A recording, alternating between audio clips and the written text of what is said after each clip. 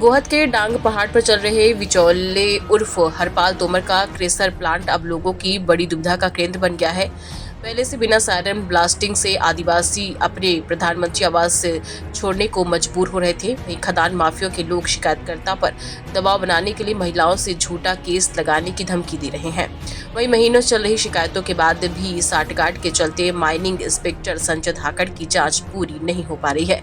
अब खदान माफिया विचौले तोमर ने एक रास्ता कब्रिस्तान से तारबंदी खेत मुट्ठी तोड़कर निकाल दिया है और शिकायत करने पर मारने की धमकी देता है।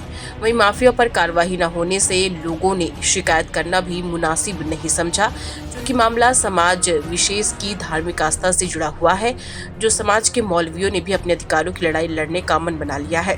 गोहद के मस्जिद के मौलवी साहब ने बताया कि सुप्रीम कोर्ट की भी रूलिंग है, जिसमें ऐसे स्थान से रास्ता न निकालने का स्पष्ट उल्लेख भी है। फिर भी स्थानीय प्रशासन गहरी साठगांठ या खदान माफिया के दबाव में कार्यवाही से दूर भाग रहा है, जबकि 2014 में खदान माफिया पर 4.5 करोड़ का जुर्माना भी लगा है और वसूली का आदेश भी हुआ था, पर बड़े लेने देने के चलते कार्यवाही रोक दी गई। लोगों ने ये कहा कि ऐसे निरंकुश शासन के कर्मचारियों की कार्यशैली पर प्रभारी मंत्री और मुख्यमंत्री को भेजेंगे शिकायती पत्र। स्थान बनाया गया था, 2 एकड़ की रजिस्टर्ड भूमि है, उसको भी पटवारी द्वारा उसकी तारबंदी को खोल दिया गया है, तारबंदी को तोड़ दिया गया है, जबकि उसी के द्वारा पैमाइश की गई थी और पैमाइश के अंतर्गत ही उनके द्वारा मुट्ठियाँ लगाई गई थी। लेकिन खदान माफिया से साठगांठ के चलते कब्रिस्तान की भूमि को खदान माफिया के लिए रास्ते के लिए खोल दिया गया है।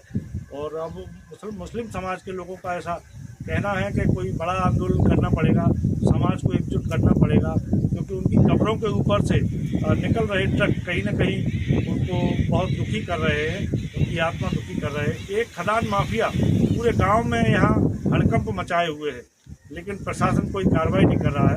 देखते आगे क्या कर रहे हैं। बोलो। धमकी तो देते ना, धमकी भी देते। एक धमकी तो यही तो तुम्हारी तो रहता है यही, नहीं तो नो कहते वो चलो हम बनवा दें, गरीब को हम काय को रखें। कौन देता है धमकी? गांव वाले और ठाकुर को हम देते हैं। क्या कहते हैं? नो कह हम तो करेगा वहाँ तो दम फल ग्रामीण कहते हैं कि वो कहता है ठेकेदार। अरे जी हमें नहीं कहना मालिक और दमंग लोग हैं और बिचौले का क्रेशर जनता है। कुछ तो वो करें पुलिस को कब्जे में, वहीं से डंपर निकल रहे हैं, वहाँ से हमारे पुरखों के ऊपर वैसे डंपर निकलते हैं। तो आगे लड़ाई और लंबी लड़ोगे क्या? क्यों नहीं लड़ेंगे, अकेले है तो हम दिल्ली भी जाएंगे। मौजा डांग पहाड़ 1181/763 जो शासकीय कब्रिस्तान के नाम से भूमि रिकॉर्ड में दर्ज है। मौजा पटवारी द्वारा उसका पैमाइश किया गया था और पैमाइश के उपरांत लोगों ने वहाँ मुड्डियाँ लगाई थी, तो क्षेत्रीय पटवारी द्वारा मुड्डियाँ तोड़वा दी गई हैं। क्यों तोड़वा दी गई? मैं हाफिज़ अशमत अली शहर काजी गोहद, मेरे संज्ञान में भी आया था। ये कब्रिस्तान का 1181/763 जो नंबर है, 2 बीघा का शासन के द्वारा अलॉट हुआ है और शासन ने इस पर कब्रिस्तान के लिए ये भूमि अलॉट की है। उस पर रास्ता निकाल लिया गया है। मेरी पटवारी से भी बात हुई थी, उसका कह रहा है जो बात हकीकत है कि जो रोड कब्रिस्तान की भूमि में है, मगर वो गलत हो गया है, ज़्यादा इतनी नहीं होना थी, उसका कहना जो है। उनकी इससे ये दिखाया जा रहा है कि जबकि सुप्रीम कोर्ट की गाइडलाइन है कि कब्रिस्तान के अंदर किसी भी तरीके की कोई भी भूमि रास्ते के लिए नहीं निकाल सकते।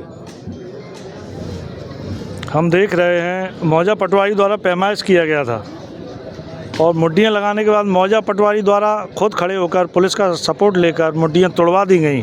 तो क्या मौजा पटवारी की भूमिका लग रही है आप? मिली भगत लग रही है उसकी। मौजा पटवारी के उनको जो ऊपर से आदेश मिलेगा उसको फॉलो कर रहे हैं। तो क्या कहना चाहेंगे ऐसे पटवारी के लिए?